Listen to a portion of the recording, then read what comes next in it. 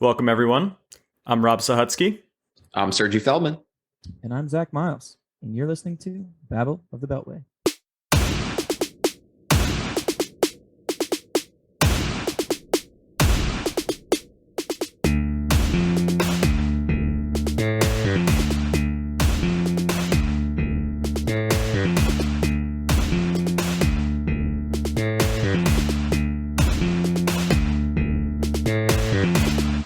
Everyone, thank you, as always, so much for tuning in to Babble of the Beltway this week.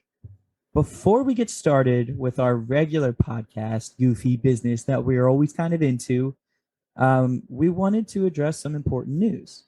Last week, former elite NFL wide receiver and even more elite human being, Demaryius Thomas, passed away unexpectedly at the age of 33 in his home. As all of us watched DT play growing up, and we watched him be so dominant, we really wanted to hold just a short moment of silence for him out of respect for a guy that changed the lives of so many off the field and ruined them so many on the field.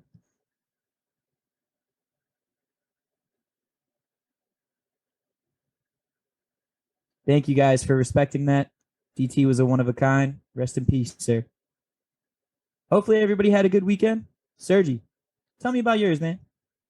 Man, it was just an errand blur. I don't even know what I did anymore. I think I found some time to relax. I think that most of the time I was just working on stuff. I did have a couple friends come over Sunday for the game, and I spent way too much time that evening though playing Civilization 6. Kids, stay off those strategy games. They are not good for you. Zach, what did you do this weekend? I think you had some family come in, right? I did, man. Yeah, it was actually a pretty solid weekend outside of that 1 p.m. to 4 p.m. time slot. We'll talk about that later. Saturday was cool. I saw some old friends that I haven't really seen in years as like a collective, and they're some of the best people I know, so I was really grateful to see them. Sunday started with the Washington football game with my dad, and that sucked. But after that, I got to finish the night with some friends. And then today I actually saw my cousin Emma from Norway. She's at uni in England, but decided to come here for a week before she goes back to Norway. So outside of the most terrible, awful football team that's in the NFL right now, in my opinion, even though that's not exactly true, I had a pretty great weekend. What about yours, man? We're back to sad Zach. It only took a couple weeks. We all knew it was only a matter of time. Yeah. It was. This weekend I went to the Inner Harbor to see the Christmas village that they had set up, as well as the German festival. Somehow, some way, they let the fire under the bratwursts go out. Thankfully, I was one of the last people to get a bratwurst. There was a massive line of like somewhere between 50 and 100 people that were angrily waiting for bratwursts. I got mine. We take dubs where we can. Isn't that just the worst? Get off the podcast right now. Okay. All right, guys. That's getting edited out. I'm Sergi Feldman. Thank you for listening to Babble of the Beltway. All right. Well, let's get started on these games before our non-existent sponsors cancel us. Weekend Recap. 3, 2, 1. This week, another exciting week. We had multiple overtime games in the 4 o'clock window. We had some really exciting primetime games. We're excited to tell you all about it. Sergi, kick us off. Thanks, Rob. Yeah, after a sour, disappointing, overall painful, nothing good in my life type 1 o'clock game schedule. The 4 o'clock games were pretty phenomenal. And I have here the Bills at the Buccaneers. The Buccaneers retake it 33-27 in overtime. Now, this one was a nail biter. And it was the classic comeback story. Tampa dominated the first half, both on offense and defense. I think they held the Bills to 3 total points. And then Josh Allen, I'm not even going to say the Bills. I'm going to say Josh Allen just willed the Bills back into the game in the second half with his legs, with his arm, brought the game to overtime. And then at the end of the day, Tampa Bay Buccaneers came out on top in overtime with a walk-off touchdown. It was a classic. I will say, I think the Bills deserve to win this game. Not only because Josh Allen just deserves it for the monumental effort that he put on. We'll get into that a little bit later.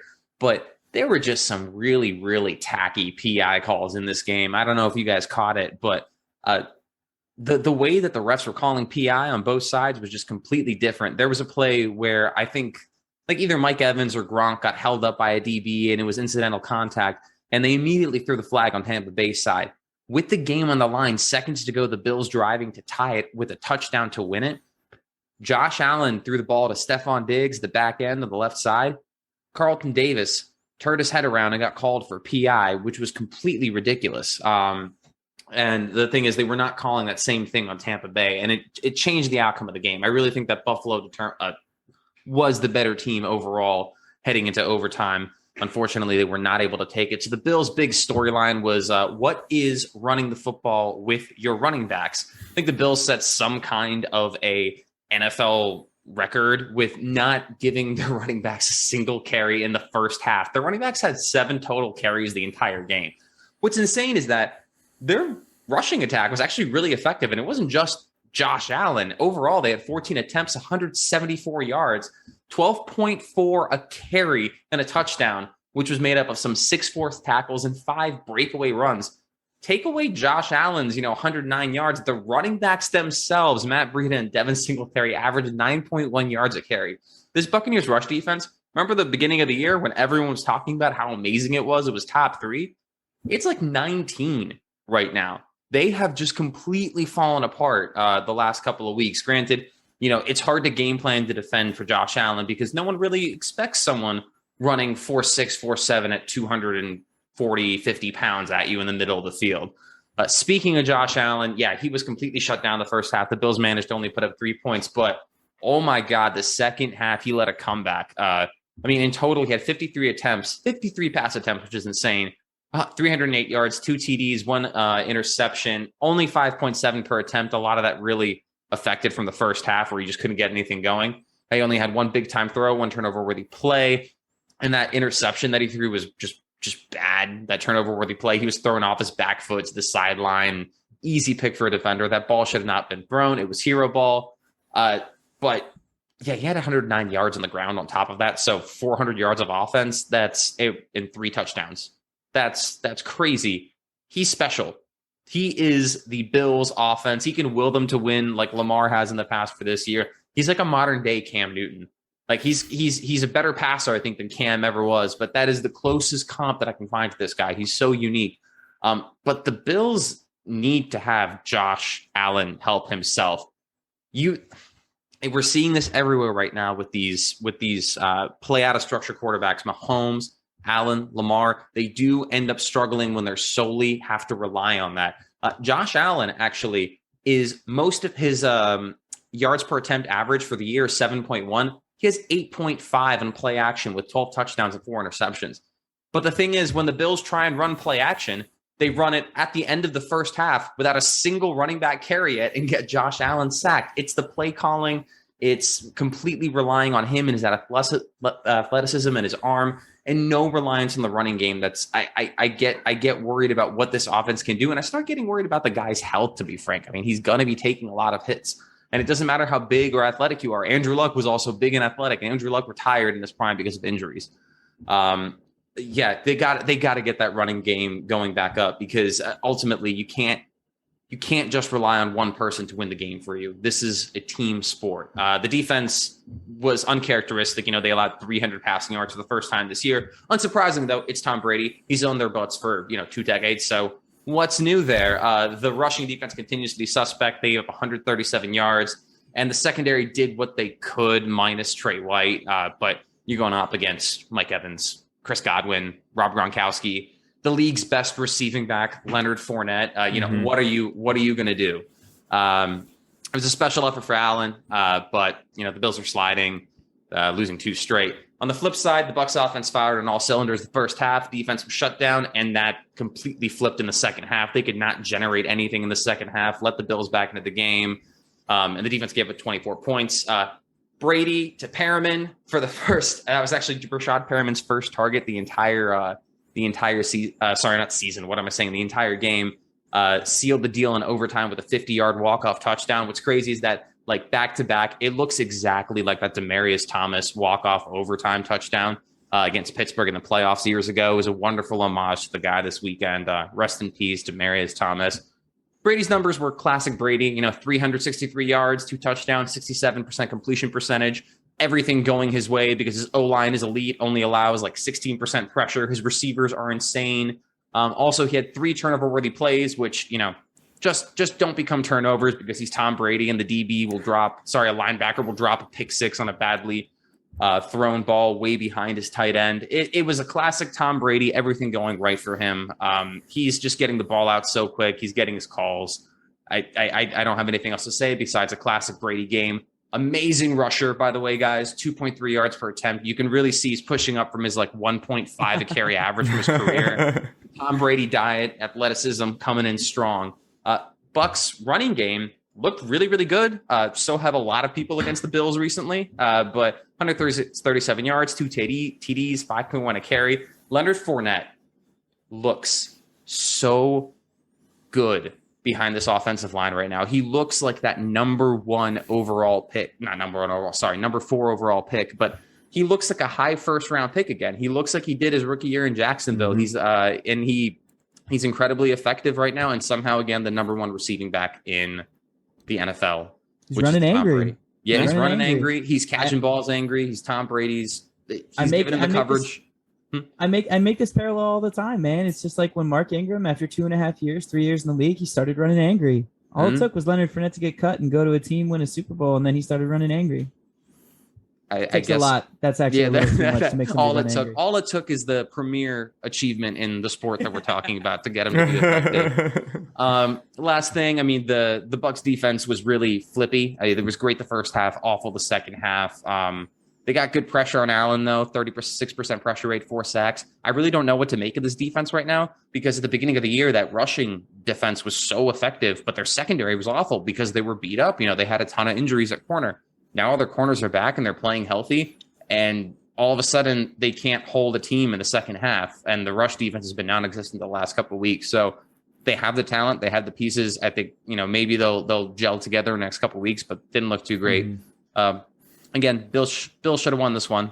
I think Josh Allen deserved it. I think a PI call really made the difference in the game on what would have set up the Bills to take the ball from the 1 yard line with 50 seconds left in the game. It's unfortunate to see it, but it's as close as you're going to get it. Speaking of close games, except this one, I did not expect it to be close at all. It was close for a little bit. Zach, tell me about the Packers and the Bears. Yeah, absolutely, guys. So that game was actually a lot of fun. Looked off, I guess to start the game, it kind of looked like it was going to be a bit of a snooze fest. It was 3-0 at the end of the first quarter. The Bears were beating the Packers. The Packers were a little slow to get off. The Bears were just trying their best, but Justin Fields just hadn't really developed that momentum yet that he has been starting to develop as of lately. And I don't know, I'm not going to lie. I was just like, all right, this game's going to suck. But the second quarter comes through with Oscar-winning performances, guys. 45 points from both teams combined in the second quarter. It was pretty incredible to watch. There were different things in this game, and it's funny because Aaron Rodgers was actually interviewed after the game, and he was just like, "Oh yeah, this is one of the most special games I've had in a long time. A lot of things happened that haven't happened in a single game in a long time. There was a punt return for a touchdown, there was a fumble recovery return for a touchdown, there was a pick 6, there were deep ball passes, there were receiving, touchdowns that were going and starting with a 0-yard gain that turned into 38 yards. It's crazy to me to see just how fun the game was. And games like that remind me why I love football. You know what I mean? Games like that in the second and third quarter, at least, were reminding me why I loved football. The first and fourth quarter were kind of boring. In the fourth quarter, the Bears, they had a couple moments here and there where they were looking like they were going to mount the comeback. They ended up getting behind by only 1 touchdown by the end of the game. Not the end of the game. Obviously, the end of the game was 45-30. But in the fourth quarter, at one point, they were only down by 8 points, and it was pretty impressive. It was exciting to see because I was just like, Justin Fields might overtake Aaron Rodgers. But let me talk about the quarterbacks. I'm not going to get too big into the stats like Sergi and Rob do because they're both stat guys. And honestly, man, I just like to talk about what I see. You're just telling me you can't do math. Yes, yeah. I did take geometry 4 times in high school, so that's actually not true. I don't think they would have let me graduate if I had to take it 4 times. they would have transferred me to a different school. All right. Anyways, in my honest opinion, I think Aaron Rodgers is the greatest quarterback. And before people start yelling at me, because I know that I'm going to get. But what about Tom Brady? Yeah, and I agree. Tom Brady's the GOAT as an overall quarterback when it comes to process and results. But when it comes to just the functional ability to play quarterback, I don't think anybody is better than Aaron Rodgers in history. He has the arm strength. He has the decision making. He has that clutch, elevate the people around you ability that people like Kirk Cousins don't have. I always got to slander Kirk Cousins when I can. I'll address that later. Don't worry. Yes. Not in the way you think, Zach. No, I know. He's mobile. He finds a way to win, unless it's the NFC Championship game, or unless he's talking to the media and says he's immunized. But with that said, that was just a play action. That's the play action. But he got sacked for 6 yards on that attempt there. Honestly, man, at the end of the day, Aaron Rodgers is just a pleasure to watch in games like last night. Made me, or I guess 2 nights ago to you guys, made me remember just how good he was. Off the field, you can have whatever opinion you want of him, but on the field, the product is supreme. I mean, he's like the Gucci, he's the Prada, he's the supreme of branded quarterbacks for football. It's incredible. Threw for over 340 yards, had 4 touchdowns, no picks. He did lose a fumble, but he was dealing dimes, man. He was throwing passes that other quarterbacks don't throw to guys like Aaron Jones, Devontae Adams, Alan Lazard. He was super impressive. He only ended up throwing passes to like 7 guys on the day, which was the only kind of negative that I saw from him. But who else are you going to throw to? You got Marquez Valdez-Scantling. He's all right. He ain't bad. You have Mercedes Lewis. That man's 103 years old, and he's playing tight end. He runs a 5.9 40. Like, at this point, his career is practically over. But Aaron Rodgers is still getting production out of these guys. It's awesome to see. It's cool because I really – it's a reminder also of how good the coaching is in Green Bay. LaFleur, man, he started off in Washington, guys. Maybe didn't start off, but that's really when he started to take off under that Mike Shanahan regime. And all I think about all the time is Sean McVay, Matt LaFleur, Kyle Shanahan. All 3 are borderline successful head coaches. Is it LaFleur? Yeah. Or is it Aaron Rodgers? I think this is where we're going to have to find out next year. I think it's both. Fun fact about LaFleur, they showed his record with the Packers. It is actually insane. He has never lost back-to-back games since he's been a Packers head coach. It's incredible. Never lost back-to-back games. It's incredible. And I know, Sergio, you're sitting here saying, is it Aaron Rodgers or is it LaFleur? I guess we'll find out, man. We'll find out, like you said, next year when Aaron Rodgers inevitably forces a trade because he's tired of using the word immunized. And so it's at the end of the day, like I'm excited to see what happens. But right now, the early returns over 2 years are very impressive. You know, NFC Championship last year, and I think that they could make a real run for it this year. Well, I hope so for the returns on my Jordan Love dynasty shares. That's yeah. They might have to move on from Jordan Love. He's not very good. We'll give him a fair shot. Oh, I don't know if they should. All right, so I'm going to stop talking about Aaron and LaFleur. I'm going to go ahead and talk about he was my quarterback 1 to start the season for the rookie draft. It was Justin Fields. I am stupid high on Justin Fields. I think Justin Fields has so much ability, so much talent. I think he has so much potential. I am a big Justin Fields believer, but he needs more time. He needs a lot more time. And I don't just mean more time to develop. I mean in the pocket. I mean, the man's getting hit at a rate almost equivalent to that of Tua. It's not that close, but it's pretty close. So I'm not a big fan of his surrounding talent other than Darnell Mooney. I love Darnell Mooney. And Justin Fields is making lemonade out of rotten lemons. And that's the truth. He's taking little tiny bits and pieces of what was left of a soggy lemon and finding a way to make the nicest, sweetest lemonade. He's hitting touchdowns with guys like Jakeem Grant. I've never heard of Matt Nagy referred to as a soggy lemon before, but good on you. He is. He's a soggy lemon. Demir Bird and Jakeem Grant, 2 guys who are journeymen in the NFL, obviously explosive, but one's 5'7" and the other I think is 5'9". Just finding ways to score touchdowns. And I'm not saying that your height is a prerequisite to being good, but I will say I've never found a successful 5'7" wide receiver in the NFL over a duration of time of like 5 years. We'll fact check that. Yeah. David Montgomery has been kind of an interesting case study this year because he's been really good and then really bad and then good and then bad and then he was hurt. So I think that Fields allows Montgomery the opportunity to run the ball better with more open rush lanes. But I still have issues with the way that Fields plays. He doesn't feel pressure. He gets hit quick and he gets hit a little bit too much for my liking. He'll bail from his first read and only stay on his first read and then bail and try and run, which, you know what, if that's what you got to do as a rookie, that's okay. But I need to see more development. I like the fact that I have seen more of a gamer out of him recently. He is starting to go through his progressions more effectively, and he is finding a way to carve up defenses like he hadn't been because he's finally running the football. He hadn't really been doing that much in the early part of the season. But with that said, I still remain high on Justin Fields. I mean, Trevor Lawrence threw 4 picks yesterday, and Trey Lance hasn't touched the field, and Zach Wilson's a bust.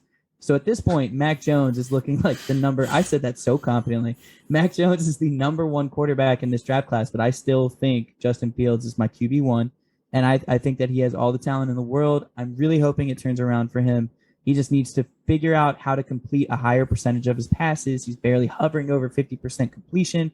He needs to stop taking so many sacks and stepping into sacks. He needs to start navigating the pocket better and just moving on from his first progression and having more awareness. Anyways, just to cap off yesterday's game, I really loved it, guys. It was a fun time. Sunday Night Football was the premier. They were talking about it last night, how it became the premier part of football on the weekends, like a decade or 2 decades ago with John Madden. And I love that it has continued. And I'm really excited about it. I'm really happy about it. Or not, it was Pete Tagliabue, the old commissioner. I'm really excited about it, but I'm done talking about this game. Rob, tell me about your game, sir. Yeah, real quick, I do just want to say, I don't know if you guys saw when Justin Fields got absolutely lit up by the Packers and was on the ground and his teammates were checking on him, and then he starts doing push-ups. Did you guys see that?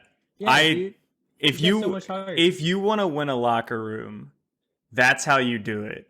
That he earned so much respect from me. I'm sure his teammates loved that. I was so impressed by that. Fields, man. I was so impressed by that. I love Justin Fields. So the Steelers-Vikings game, for those of you who know me, you know that I love a good story. I love a good story, and I felt like this game was such a good story because it was a tale of 2 halves, and both teams have very specific identities that they have built for the 2021 season, and those identities came on display in the most perfect way. So the Pittsburgh Steelers somehow have gone from a team known for having an elite defense that locks down the run. They don't let you run the ball. And now all of a sudden, they are the 32nd ranked defense in yards per carry. The Pittsburgh Steelers, the defensive team, is allowing 5 yards per rushing attempt on the year. I don't even know how you can transition that quickly into that. But here we are. And you're up against who? Dalvin Cook. That is a bad time. And Dalvin had what I would call a career game if it was literally any other running back, but it's not. It's Dalvin Cook. So this is just another game for him. But Dalvin Cook had 222 total yards, with over 2 of those being rushing yards. And I just want to remind you all, this is with a dislocated shoulder. My man is wearing a harness and probably on all kinds of painkillers during this game, and he breaks 200 on the Steelers. Now, we all know that Dalvin Cook is elite, but you know what else is elite? Holes that are so big that a Mack truck could take its entire shipment through them, because that is what the Vikings offensive line was providing for Dalvin Cook the entire game.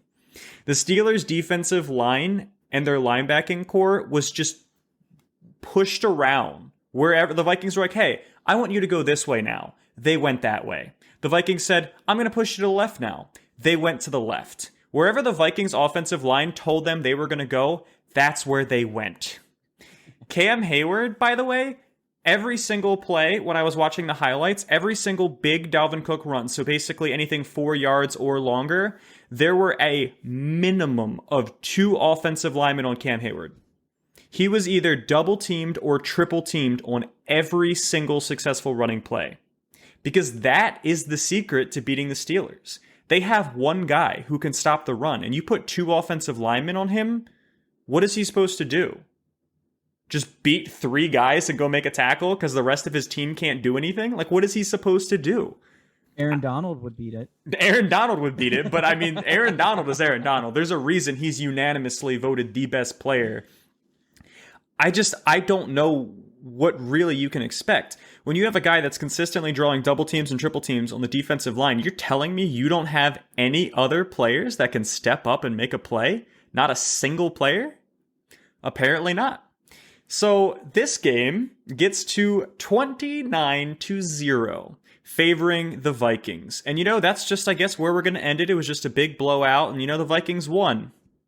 No, I'm just kidding. It's the Vikings. You know that they found a way to blow this game. They found a way to blow it. It's a primetime game. It's the Vikings. It's Kirk Cousins. I know we joke. I'll get on that later. But you knew this game was not going to stay a blowout. Because the Vikings have an identity too. And their identity is that they take wins and they blow them. They throw them away. They find ways to lose. They invent ways to lose. They are choke artists, and it is beautiful, beautiful art. So Ben Roethlisberger, in the second half, he looks like he actually has a little bit left in the tank. He starts hitting some throws. Najee Harris starts basically proving why, in my opinion, he is a Pro Bowl caliber running back and will probably be one of the top running backs in the league over the next few years. I truly believe that that's going to be shown. This man got met by 2 Vikings players in the backfield on a 3rd and 2 and found a way to convert. He is single-handedly giving the Steelers an acceptable rushing gain, despite the fact that the offensive line isn't doing anything.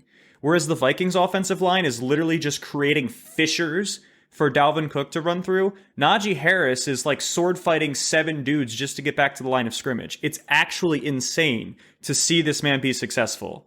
It's really impressive. That's all I'm going to say. Terrifying. I'm not going to interrupt you more than that, but it's really impressive. I will say one thing. He is so quick for how big he is. My goodness. You just don't see that kind of burst on someone who's 6'2".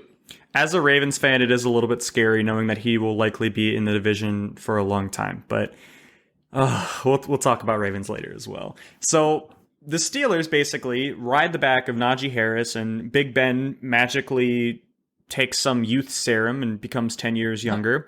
And the Steelers bring the ball back to bring the game back to 20-29. So this complete blowout is close again. Because, well, what happens? Justin Jefferson, ball hits him on the hand. That's the worst place for a ball to hit a wide receiver on the hands. That's going to be an interception every time. So the Steelers are now back in this game. And it really should have never come to this. It should have never got back to being this close. But here's where the narrative gets weird. Kirk Cousins is actually the one bailing the team out this week. He throws a gorgeous pass to KJ Osborne and gives them 7 points. Huge play. That type of play is the reason that the big time throw stat exists. This was a huge play in a huge moment on prime time, and spoiler alert, this throw mattered. This throw was a game-winning throw because the Vikings have not finished choking just yet. Because the person who I just finished praising, KJ Osborne, trips in the middle of a route. And that is another Kirk Cousins interception. And this one, the Steelers start in the red zone. And so, of course, they score. Now, in the end, the Vikings are able to hold them off, not because they played super special or anything, but because another identity that the Steelers have. They have a wide receiver core that is a bunch of divas who care more about their TikTok dances than actually winning games. Chase Claypool, in a 2-minute drill with no timeouts remaining, decides, I just got a first down. Hold up, let me just take this, and now I'm going to slowly point. Now that I'm done pointing, continue the celebration. His offensive lineman's like, what are you doing? We're trying to win a game out here. Welcome to reality. This isn't TikTok. You don't have 60 seconds to stop and film your video. We have to play right now. And guess what? While this offensive lineman is trying to get this ball back into play, a Vikings defender pretends to bump into the offensive lineman and slaps the ball out. Do the refs see it? Nope. Of course they don't see it. That's a defensive delay of game. That's a penalty. They're cheating. Nope, they're not cheating. Chase Claypool was a dum-dum and opened up an opportunity for a Vikings player to make a galaxy brain moment. We don't have that in the award section. That might actually be in the award section by the time we get there in today's podcast. We'll see. But galaxy brain moment wastes time, and guess what? The Steelers. Sorry, a little too many spoilers here. But the Steelers put themselves into a situation where they run out of clock. Pat Fryermouth gets hit really hard by two different players, ends up dropping the touchdown pass. Time runs out. I guess we really could have used another player or two, guys. And we don't have it because Chase Claypool is also Juju Smith-Schuster. They're the same person. They're just the same person. They're TikTok lords. That's all they know how to do. So to summarize quickly, we love to mock Kirk Cousins. We love to make fun of him and pretend like he is the problem. But in this game, he had 35 dropbacks, 3 big-time throws. 1 was a game-winning touchdown. He had 0 turnover-worthy plays in this game, despite the 2 interceptions. He was not the reason this choke happened. It was the defense. It was his wide receiver. Kirk Cousins did everything Kirk Cousins could have done in that game. He handed the ball off to Dalvin Cook, and he didn't make stupid plays. I can't blame him for the defense. He doesn't play defense. He can't tip his own passes because he's not a wide receiver. He can't call plays on offense and defense. He's the quarterback. The Vikings, in my opinion, they might need to clean house next year because there are a lot of things holding this team back. They are too talented to be this bad. And the Steelers, complete opposite. I think that they have a wide receiver core filled with wannabe TikTokers, and their only true elite route runner, for some reason, has bricks for hands whenever he's in the end zone. Deontay Johnson, I truly believe, is capable of being a top 5 wide receiver, but he just can't catch a touchdown pass. When Ben Roethlisberger is your starter because he's legitimately your best option, you're in trouble. So, wonderful story. I loved how all of the identities of these teams were on full display, and exactly what you expected to happen is what happened. Now let's move on for the rest of the games this week. Zach, will you tell us about the 49ers and Bengals game? 49ers Bengals. It was kind of a fun game. Went into overtime. Bengals thought they were going to win. Ultimately, I think the message that came out of this was Jamar Chase good, George Kittle great, Brandon Ayuk elite at game-winning catches that shouldn't be catches, but it was a catch because it was amazing. Bengals thought they won on a field goal, like I said. Zach Taylor looks pretty overmatched at times, and I know that the Bengals have been hot here and there, but I'm still not a big supporter of Zach Taylor. 49ers are in the lead right now for that last playoff spot in the NFC. We'll see how it goes. Serge, tell us about the Falcons-Panthers. Before that, though, I think there just should be a rule that awesome catches in the NFL, even though they're not catches, should just be catches.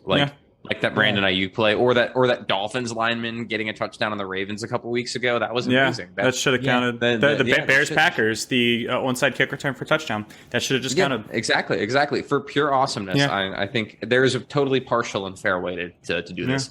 Next up, I have Falcons-Panthers. The Falcons take it 29-21. Don't let the score fool you. The Falcons dominated the entire game. The Panthers look like they look bad. And I know.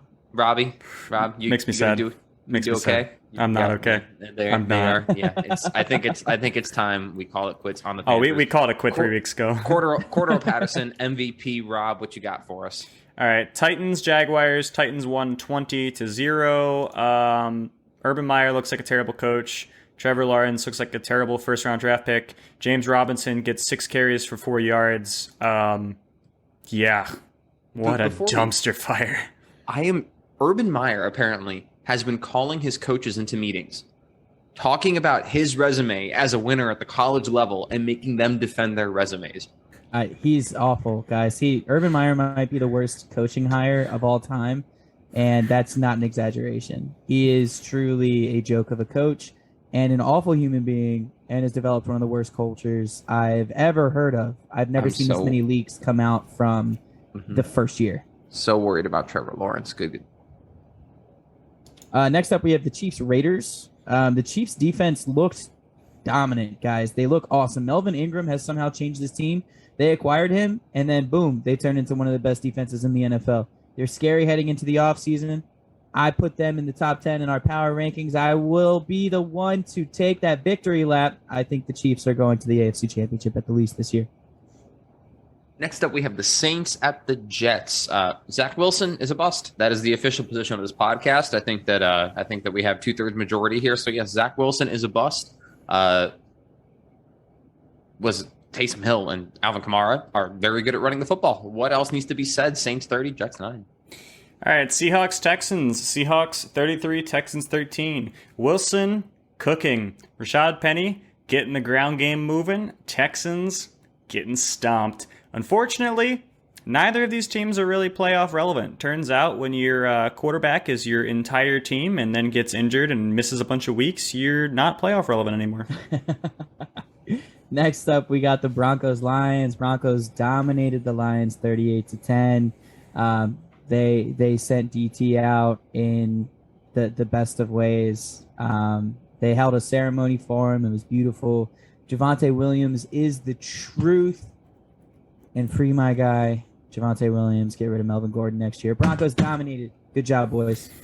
All right, and last up we have Chargers, Giants. Chargers 37, Giants 21. I mean, I think everyone knew the Chargers were going to win this one, but Justin Herbert is unreal. He had what I think might be the best throw that I have ever seen on a football field, rolling out right, under pressure, getting hit. He throws the ball 70 air yards. Like 70 air yards to Jalen Guyton for a touchdown.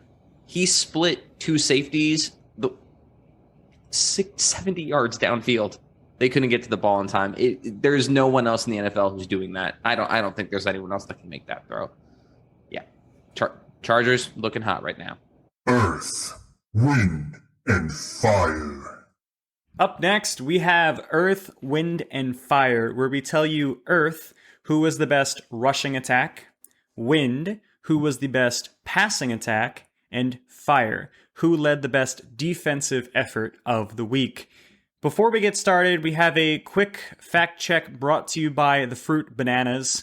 Last week, we said that Derrick Henry was the number 2 rusher after the week. He was the number 2 rusher prior to the start of last week. Joe Mixon did actually overtake him. We still completely stand by giving him the Earth Award because I think that's hilarious that he's still so high up, despite the fact that he doesn't even play the game anymore because he has like a metatarsal broken or something crazy like that. I'm like 64% confident he's like number 3 right now. We'll fact check I this think he still is. We'll re-bananas this next week. But anyway. In week 15. Yeah, anyway, brought to you by Bananas.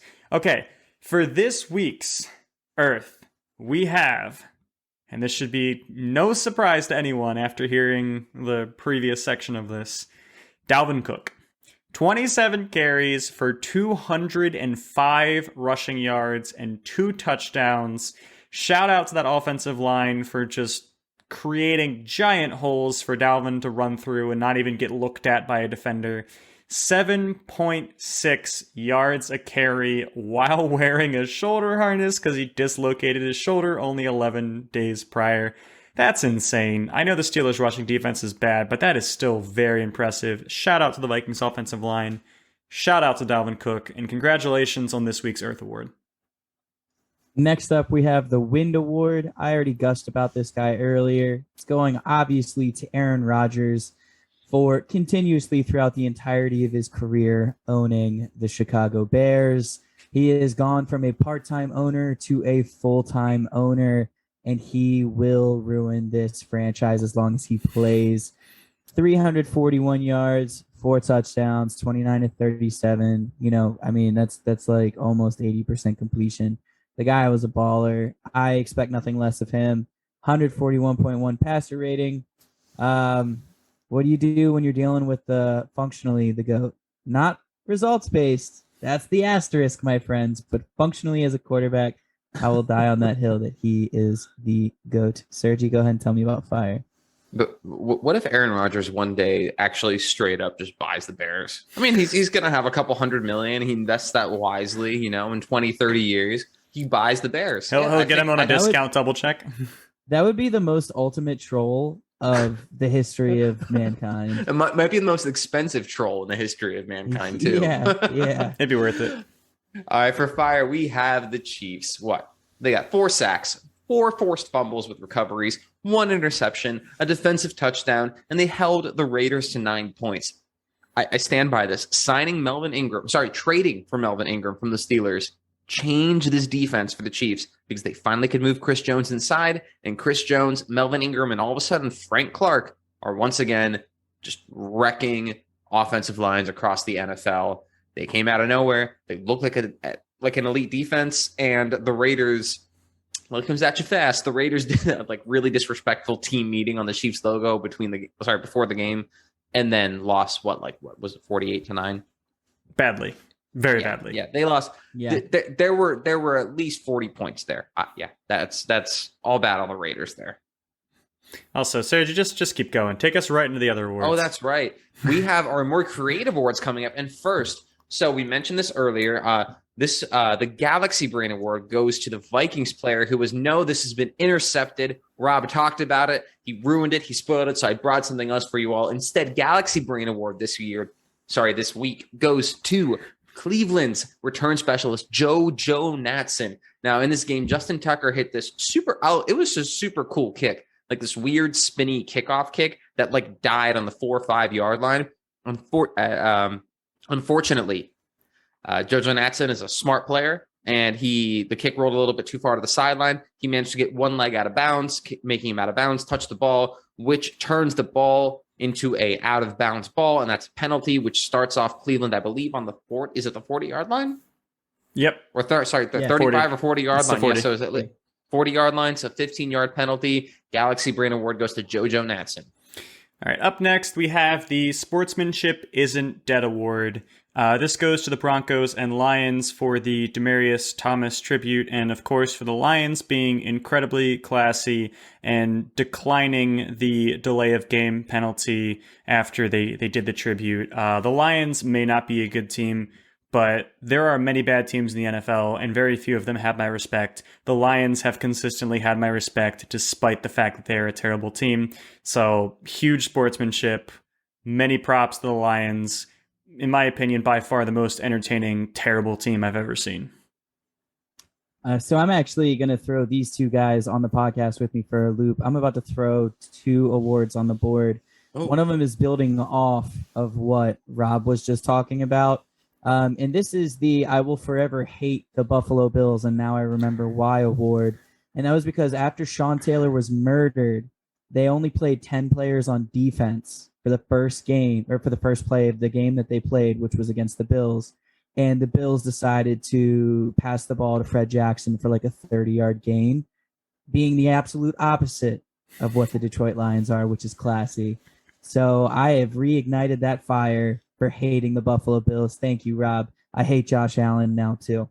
Okay, now my real award that I'm going to go ahead and present here was the Let the Problem Solve Itself award, which goes to Titan safety Kevin Byard for quite literally laughing at 2 Jacksonville receivers, Laviska Shenault, one of my guys who is really not working out, and Laquan Treadwell, who has never worked out, running into each other and simultaneously knocking themselves out of the play so Kevin Byard didn't have to do anything.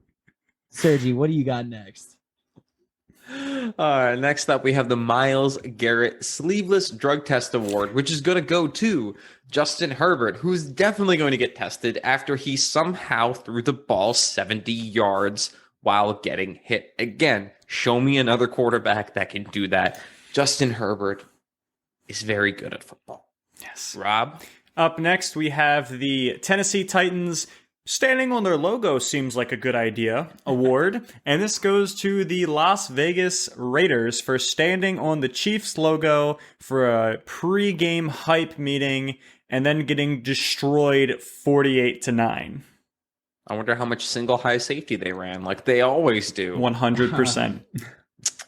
Last award of the week, guys. This is the Get the Ball Award. And that goes to the Buccaneers staff member who quite literally sprinted into the end zone to get Tom Brady's 700th touchdown pass that he threw to Brashad Perriman. The Buccaneers have clearly this year had some issues getting rid of game balls that were being launched into the crowd for important, monumental Brady moments. And this is one that they didn't want to have to give up multiple Bitcoins, a game of golf, and thousands of dollars in tickets and paraphernalia for the Bucs. It was starting to add up. Yeah, it really was, dude. I wonder what the payoff is for like getting tickets to Bucs games, like standing right there in the end zone, because pretty much every pass that Brady throws now is like a historic pass of some kind. I'm wondering if that's priced into the prices now, right? Like, hey man, like you can catch a Tom Brady ball here. I think they are literally hiring staff to just prevent the players from throwing it into the stands at this point.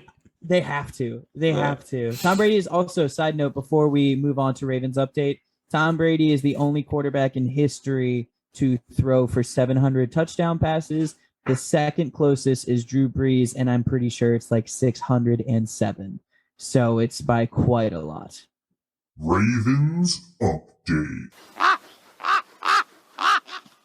All right, everyone. For this week's Ravens update, I don't think we're going to have that much to report on. Unfortunately, a lot of our predictions over the past couple weeks, which were a little bit more on the cynical side, appear to be coming true. The Ravens continue to have serious concerns that are threatening their playoff berth. We've lost 2 games in a row to division rivals. We are now, I believe, 1-3 in our division, which is really bad, by the way. We lost to the Browns 22-24. Don't let that score trick you. We were down and out of this game until the very end of it when we miraculously did what the Ravens always do, where they get completely blown out and then try to make a fourth quarter desperation comeback. In this game, Pat Ricard was a no-go. Lamar Jackson and Calais Campbell were both injured during the game because, of course, we're the Baltimore Ravens. Our key players just get injured. It's just what we do every week. We looked pretty awful for most of the game. We are actually the 4th worst offense in the first quarter, and we did not break that trend this game. For some reason, we just always get really far behind and then somehow come back and make a game out of every single game, every single week. This team is an anomaly. I think the Ravens, actually, it's just the more stressed the fan base is at any given moment is the better they play. So, like, the more stress, the better the production. But then as we get comfortable and feel like we're into it, that's when it falls apart again. Yeah. So our stress actually fuels them, which is why Justin Tucker is just he just fuels off of our stress. But Tyler Huntley surprisingly looked extremely good. Our offense almost looked better with him, with the exception of 2 really bad fumbles, which ended up costing us the game. Unfortunately, this was very winnable. And not only was this very winnable, I think that this was actually a must-win game. As I had stated previously, back when the Ravens were 8-3, I was pretty worried about the playoffs then. And I know that sounds kind of alarmist, but the fact of the matter is we don't have an easy strength of schedule. Our remaining schedule, our 4 games, are the Packers. That's probably a loss. The Rams, that's probably a loss. The Bengals, who blew us out last time, maybe we can take that one. And the Steelers, I think we can beat them.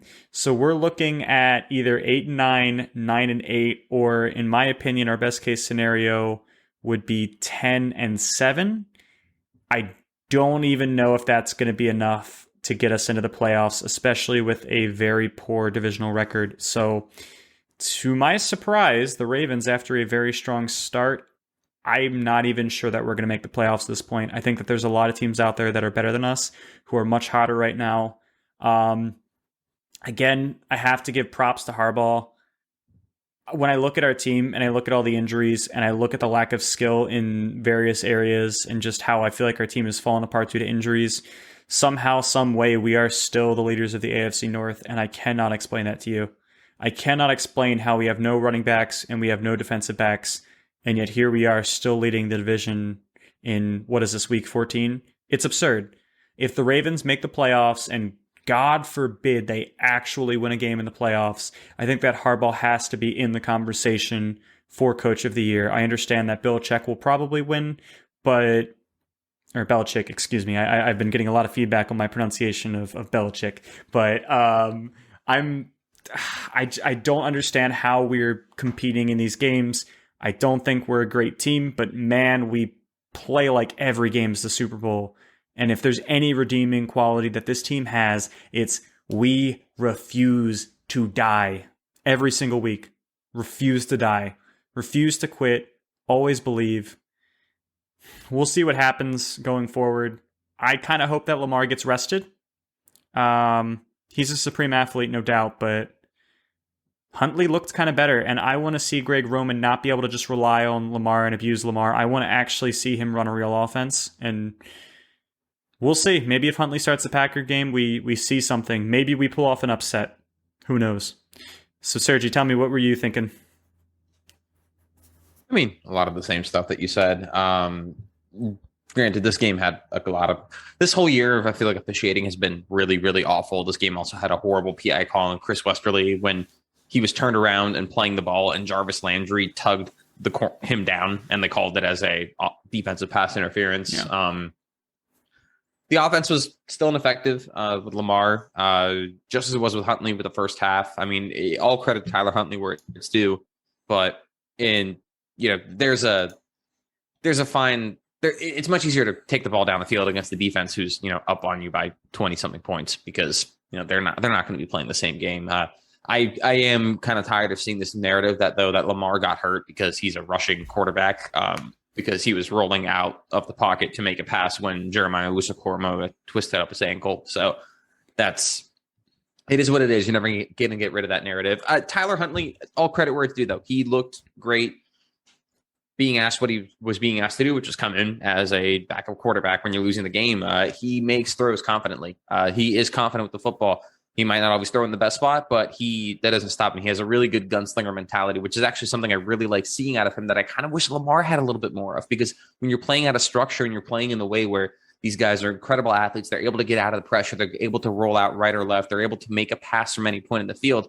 You have to be a little bit more aggressive with the football. And sometimes one of Lamar's problems is that he holds the ball for way too long and he takes bad plays. I think Huntley got rid of the ball decisively. I think he had a couple of phenomenal throws. There was one amazing throw to Rashad Bateman under pressure, where also Rashad Bateman had no business catching that ball, but he somehow did. Also, just Rashad Bateman, I really think that he is the next Keenan Allen. He and Keenan Allen are such similar players.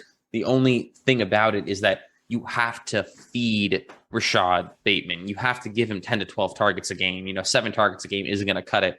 We also gave Marquise Brown 7 targets a game, and he managed to turn that into, this game 5 catches for 48 yards versus Rashad Bateman and had 7 catches and 7 targets for 101 yards. He's so good, and I just want us to see him throw the football. I want to see the football get thrown at him more. Mark Andrews was a bad man. He somehow there's an Angry Runs award from NFL Network every single week. I feel like he's got to get it for literally, I think, carrying half the Browns defense 15 yards. Goodness gracious. I'm so glad that we have paid him. He's so physical. He has some of the most spectacular catches in the NFL. I think we have a good team. That's the thing. We have what we're seeing right now on the field is all our depth players, and we're still able to stay competitive in every game. Our backup quarterback is able to lead 20-point comebacks. We have so much depth and so many good young pieces and so much good young talent. I just think this year at this point is a wash. I would almost rather we lose out so that we can end up with a better pick, because I don't think we can be competitive in the playoffs, and wait till next year until we're healthier. I'm proud of what we've done this year. There hasn't been, I don't really think there's been any game where we just got our butts whooped and got blown out. We've been in everything that we've been in. And then, I totally agree. Harbaugh's been, Rob made a face when I said that. The Bengals game gave me a little PTSD. Oh, yeah. So there's always one. There we go. I knew there was going to be one that I missed, but unfortunately, Marlon Humphreys took off that game, but he showed up to work anyways. There's a lot to look forward to on this team. I think Harbaugh's done a great job coaching them. I do really hope that we get rid of Greg Roman. There was this Dan Orlovsky looked over our Cleveland play from the previous week, And again, it's the same. There's this one tweet that's out there right now, and it's the same thing. It's 3 or 4 receivers stacked within 5 yards of each other. On the other side of the field, it's 2 guys on top of each other. We need some fresh talent injected on the coaching staff on this team, I think, really to succeed. And we need some fresh talent injected into the Brady. Yeah. Joe Brady. I would not complain about where Joe Brady stands on this podcast. And we need some fresh coaching and good juju injected into our trainers because our players keep not good Juju Smith-Schuster though. No, not Juju Smith-Schuster. We don't need any TikTok stars on this team. We tried to give him a 4-year deal. And he said Good no. thing you didn't. I know. Hindsight is 2020. Washington football team, I guess, update. I'm back, boys. The angry Washington football fan has returned to the podcast. He has entered the room, and he is so angry about how this past weekend turned out. I'd finally gotten to the point where I was like, you know what? Maybe it's okay to have a little bit of hope. Maybe it's okay to want something nice for once when it comes to this stupid team. But you know what that rewarded me with? Getting blown out by the Cowboys, getting a fluky pick six at the end of the game, turning the ball over multiple times with an awful quarterback of whom I have said multiple times is not the answer, but nobody listens to Zach Miles. Everybody likes to argue with Zach Miles about Taylor Heineke being the guy. He is the guy. Why'd you give up on him? He's so good. He can be the future. You guys are all just as bad at this as I am, but at least I'm putting my takes out there and being true to it. This guy sucks. He is not going to be on an NFL roster in 3 years. He is not going to be delivering passes to anybody. He's going to be delivering pizzas, or he's going to be delivering student-based lectures so he can be a teacher. All right, I just need to get rid of the initial thing there. Obviously, we lost. Washington lost to the Cowboys. Calm Zach has returned. Here's the thing. I hate the Cowboys more than I love Washington, and that's a fact. That's just how it's. I've been able to describe my relationship with football as I hate Washington more than I love. I hate the Cowboys. See, I even hate Washington more now too. I'm saying it. I hate the Cowboys more than I love Washington. I've described my relationship with this team as that for about 5 years now, and losing to the Cowboys, we had a chance to really we had a chance to be one game behind in the division, take the division lead potentially over the Cowboys in the next 2 to 3 weeks. The Cowboys did not play well on Sunday, and that's the truth. Their defense played pretty decent, but that offense is still struggling. Zeke is banged up. Tony Pollard didn't play. They couldn't run the ball for anything. They really couldn't. They had 1 or 2 10-yard runs by Zeke, and other than that, they didn't really have anything. They had a couple of decent deliveries to wide receivers and everything from Dak, but Dak has not looked the same since he got hurt a few weeks ago. Dak went from being the number 1 bet on player for comeback player of the year to having some of the worst odds as of right now because of his momentum. Check any Vegas sportsbook right now. Dak has gone from being the number 1 to being like the number 4 or 5 guy. And it's kind of crazy to think about considering how hot he started the season. But I'm not here to talk about the Cowboys. I would rather eat disgusting things than talk about the Cowboys. I'm going to talk about Washington. I think I'm kind of restarting my stages of grief with this team. So please bear with me, guys. Taylor Heineke, as I have said, is not the answer. Literally 1 week ago today, I was talking about how Taylor Heineke throws hospital balls, how he finds a way to put guys in a bad position to get hit, whether it's across the top of the head, across the body, or put them in a situation where they're wide open and they have to make an amazing catch, like Logan Thomas did last week. Well, Taylor Heineke officially got somebody hurt.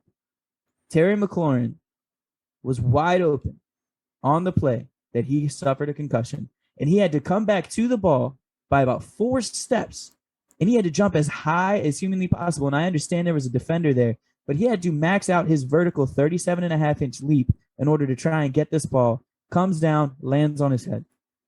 That's when I officially said, I am done with Taylor Heineke. I don't care about the kid's heart. I don't care about how much he's willing to get hit and get back up and show toughness. That doesn't matter to me. that matters to me if you can win the game and not get your players hurt. But he got his players hurt, man. And the thing that sucks, a lot of these Washington football team players, man, they actually root for him. They're like, yo, I love Heineke. There's a reason why Taylor's our quarterback. There's a reason why he's doing this. There's a reason why he's here and other people aren't. But I think it's like how people talked about Tebow when Tebow first was in the league with the Broncos and first took over the starting role over Kyle Orton. People were like, oh, I love Tim, man. I love Tim. You know what they said a year later? Tim was a great guy. I really loved playing with Tim, but I am so happy that we no longer have Tim Tebow as our quarterback and that we have Peyton Manning. And I understand we're probably not going to get a Peyton Manning going into next year, but I could see a whole heck of a lot of people saying something similar to, you know what, Taylor was cool, man. It was cool to play with him last season. But I mean, obviously, if you can go from Taylor to Russell Wilson, Taylor to Aaron Rodgers, Taylor to Kenny Pickett, Taylor to Matt Corral, if you can go to any of these guys. Jimmy Garoppolo. Dude, even Jimmy Garoppolo. I'm not even kidding. Even Jimmy Garoppolo. If the handsomeness factor would just shoot up in Washington. Derek Carr, I don't care. These guys give us a better opportunity to win with the roster that we have because they don't have to play hero ball. The thing that people stick to with Taylor Heineke is this guy can dog it out for 1 to 5 plays a game, and they're usually really incredible plays. You're like, wow, how did he do that? He had one of those plays this week, the touchdown pass to Cam Sims. He avoided so many sacks, rolled out to the left, threw the ball almost on a whim to the back left side of the end zone. Cam Sims comes down with it with an incredible catch. Now, that is one play where he did throw the ball perfectly where it needed to be. But that doesn't make up for the fact that going into the half, he was 2 for 12 for 19 yards and an interception with a 0.0 rating. And if you guys think that sounds bad, you're like, oh, maybe the stats don't tell the whole truth. You're right. He should have thrown 2 more picks in that time span. He should have had a negative quarterback rating. That's not even possible. The fact that Rivera is sticking with this guy, to me, is an indictment on Rivera's ability to understand the talent that he has on this team. I don't care if Kyle Allen's better or worse. At this point, nobody on the roster is the answer. Our answer was going to be Ryan Fitzpatrick before he had the subluxation of his hip. Now, I don't think he would have been the answer either, but there's a reason he won the starting job over Taylor Heineke. There's a reason Taylor Heineke was out of the league for 4 years practically. Well, in and out of the league. All right, I'm going to stop talking about Taylor. I'm sorry. No, I'm not. I'm going to say one more thing. This man throws into double coverage like nobody's business. This week, guys, I'm not joking. He threw into quintuple coverage. There were 5 Cowboys and 1 Washington player. That is all 5 defensive backs were in the same area. He could have thrown to either opposite side of the field and actually completed the pass. Instead, he focused on throwing to the middle of the field. I'm done. I'm sorry. I'm done. I can't talk about it anymore. He just my dad has bad blood pressure. I don't yet, but I will if I continue to like this team. Anyways, I feel bad for Heineke. He did get hurt. He went down. He stayed down for a little bit. Came back into play after a couple plays. Kyle Allen came in for 1 play, ran for like a first down, and immediately was rebenched for Taylor Heineke. And then later on in the game, Taylor Heineke was once again hurt, and that's because the offensive line was a total sieve. I don't know if you guys saw this online, but Tyler Larson, who was our center, was bull rushed so bad that his Achilles tore. I had never seen that happen before. He was bull rushed and was rushing backwards so quickly that his Achilles just popped and he fell over, and it led to a Taylor Heineke sack. Brandon Sheriff, he sucks. He's been one of our worst linemen over the past 3 weeks. He has not been any good at all. Even though we won 2 of the last 3 games, he has been one of the biggest reasons why Taylor has had to deal with so much pressure. We're down to like I just said, our 5th center now. So the line is just not going to be reliable going forward. When it comes to our tight ends, 2 of our top 3 tight ends are out. Samas Reyes just suffered a concussion. Obviously, Logan Thomas with the knee injury, where we haven't really gotten an update on how bad it was, but we just know he's out for the rest of the year. And then we have Ricky Seals-Jones, of whom was also cut many times by many teams, who's our current starter. And then John Bates, our 4th-round draft pick, who's a solid blocker, but was never really known to be a receiver. And another thing that sucked was Gibson, our guy, HG, the dude who was going to be utilized like Christian McCaffrey, lost his 4th fumble of the season and fumbled for the 6th time this year. 4th fumble in a critical moment. He wants to be an elite player, but you can't be an elite player if you continue to make rookie mistakes and not elite mistakes in moments where you are required to be good. The last thing I'm going to probably bring up here. What's an elite mistake? I wasn't going to say it. I was going to let it go. I was going to let it what go. an elite No, mistake is. an elite mistake is when Antonio Gibson fumbles the football 6 times in the season, but 4 times he lost them in positions that were critical in which the team could have won, or at least led to a momentum-changing part of the game. We had just scored a touchdown. He lost the football. He lost us whatever momentum we had. Jonathan Allen has COVID going into next week. 7 players have now tested positive for COVID going into next week. This all started with Montez Sweat saying that he didn't want to get vaccinated because he needed more information, and he didn't appreciate Ron Rivera bringing in COVID specialists. So we're calling the new COVID-19 variant in DC the Montez variant. It's the Montez strain for Mr. Montez Sweat. And I guess the very last thing I'll say is that I had a buddy last week text me and said, "You were a fool for giving up on the football team." Fool in all caps. FOOL. And I probably will remember that for the rest of my life because I like to hold grudges, even if it's against some of my best friends. And good to know. I wish, you better watch it, boy. I wish that I could have gotten that text and been like, dang, he's right. I am a fool. I am ridiculous. I can't believe I gave up on this team. We're about to potentially go into the division lead. We just beat the Cowboys. This is the most important game of the season for us, at least the first one of the 2, at home field, which was filled with Cowboys fans in the lower bowl. But I was right. And we'll see who's right at the end of the season. Probably me, because this team isn't worth anything. Sell the team, Dan. The future is now. The future is now. Up next, we have The Future Is Now, because the present is incredibly depressing and we brought your spirits down, so we're going to look forward into the future and see the positivity of rainbows and unicorns and tell you who will win next week's games. Up first, we have the Chiefs at Chargers, Thursday Night Football. The Chargers will not sweep the Chiefs. The Chiefs are one of the hottest teams in the NFL right now, and they will likely get their revenge game here. Chiefs win. Ooh, that's going to be a good one. I'm excited for that. Next up, we have the Raiders-Browns. The Browns win here. It's not as much a testament to the Browns as I think the Raiders are just going to start falling apart from here on out. That whole team looks like it's just in morale shambles.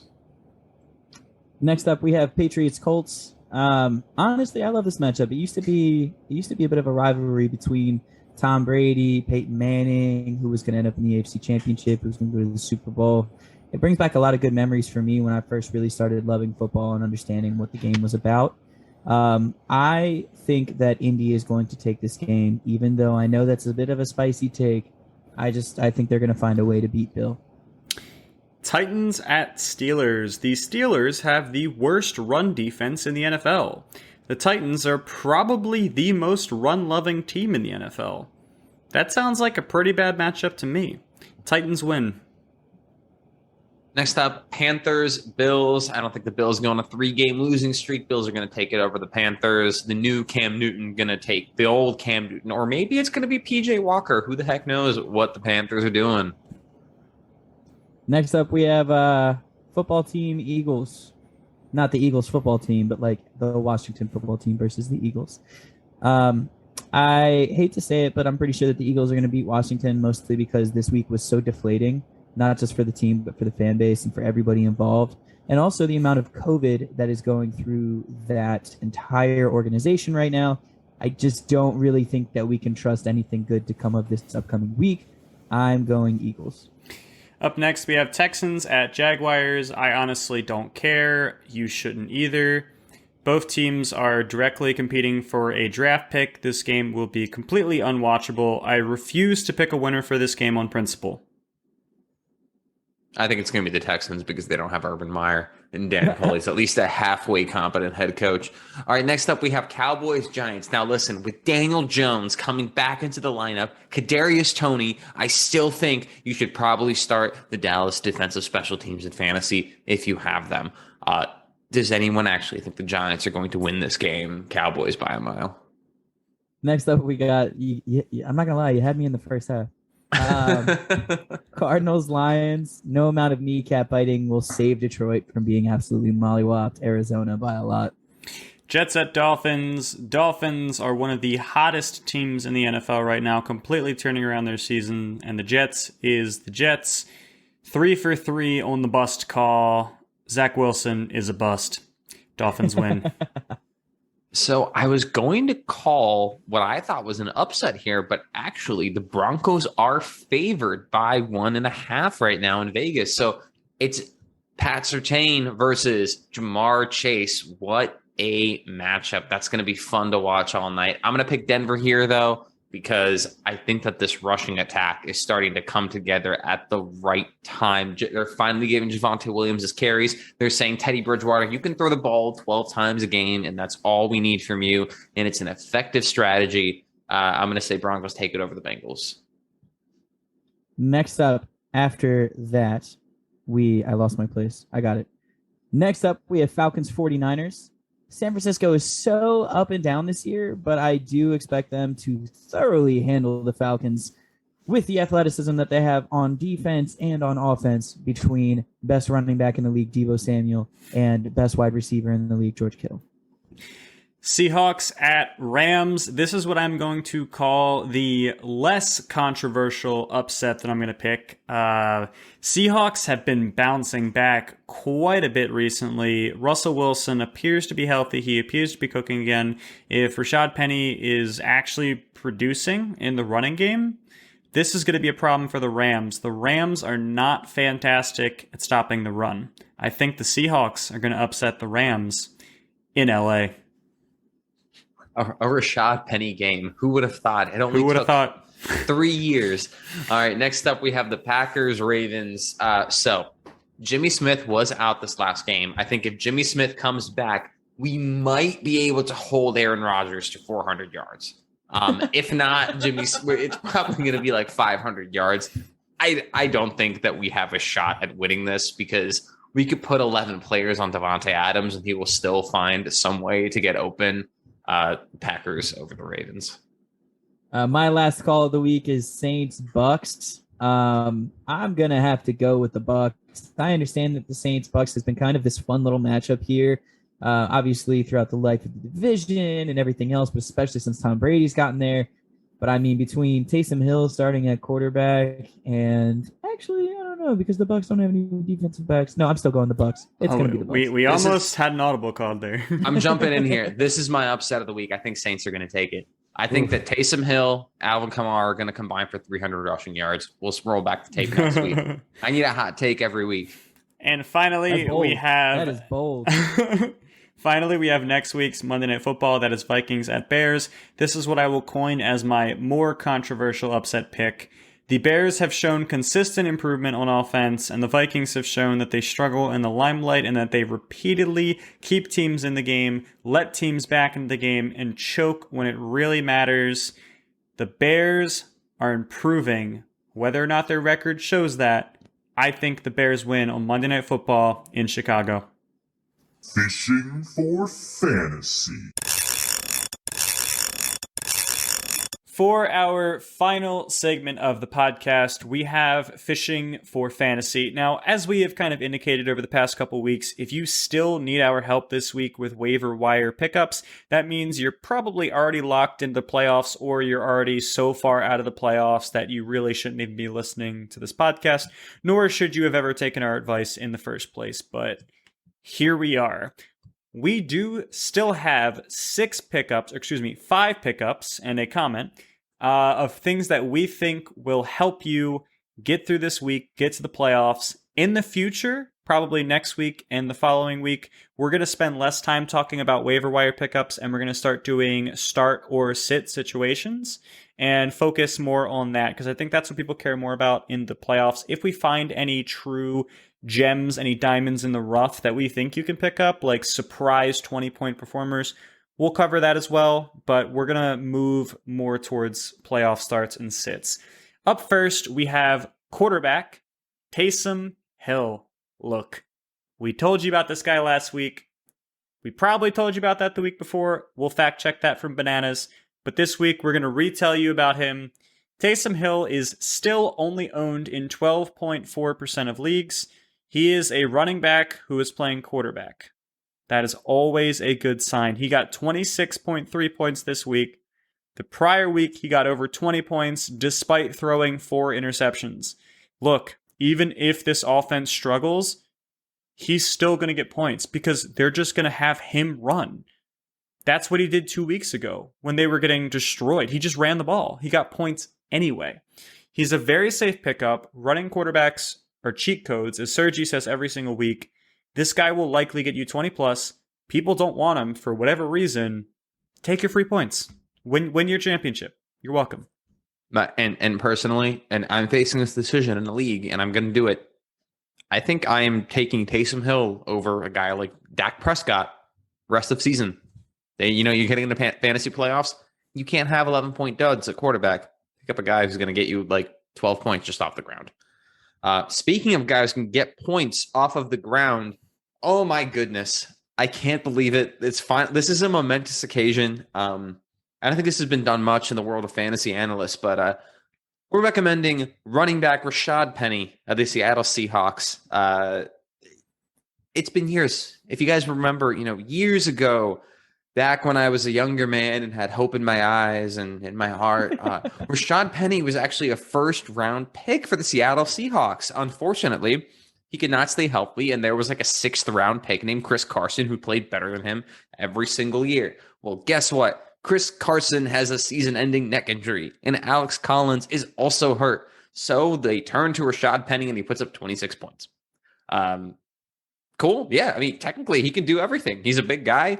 He runs quick. He's good with the ball in his hands. He can catch a football. He is everything you want in an NFL running back, except for he gets hurt after every 3 or 4 games. So pick him up next game because he's had one healthy game. He's only allotted 1 or 2 more for your season. Just prepare to pick someone else up in 2 or 3 weeks when he goes back on IR. Next up for wide receiver, we have the one, the only Sun God himself, Amon-Ra St. Brown. What a name. Look, it's honestly, it's a Hall of Fame name, if you ask me. It is. He's had 12 targets in back-to-back games. The guy has been predominant when it comes to getting attention from the quarterbacks in Detroit, whether it's Jared Goff or Tim Boyle. I am a fan of him. I was a fan of him pre-draft. I think that the guy is a solid football player. He just had athleticism concerns, which is bananas because the dude was always trained to be in the NFL by his family. So it kind of blows your mind. But like I said, in the month of December, he's had 24 targets already.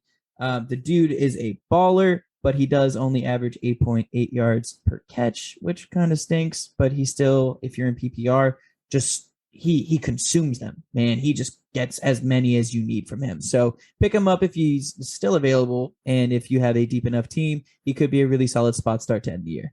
90% of the Lions playbook right now is drag routes to Amon-Ra St. Brown across the field. Yep, absolutely. So speaking of volume, this next wide receiver is not actually a pickup.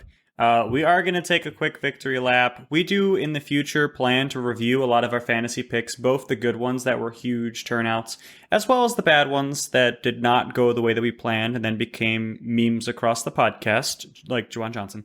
But we want to take a quick victory lap on Hunter Renfrow. If you recall, earlier in the season, we kept calling out Hunter Renfrow. I think it was for 3 weeks straight, and we repeatedly said, look, this guy is getting insane volume. He has incredible upside on raw targets. He keeps sneaking under defenses and just getting catches and getting catches and getting catches. And we eventually got to a point in the podcast where we said, look, we have recommended him 3 weeks in a row. This is week 4 of us recommending it. He's probably going to get picked up before you. If anyone has a better waiver wire, you probably missed out on it. And would you believe it?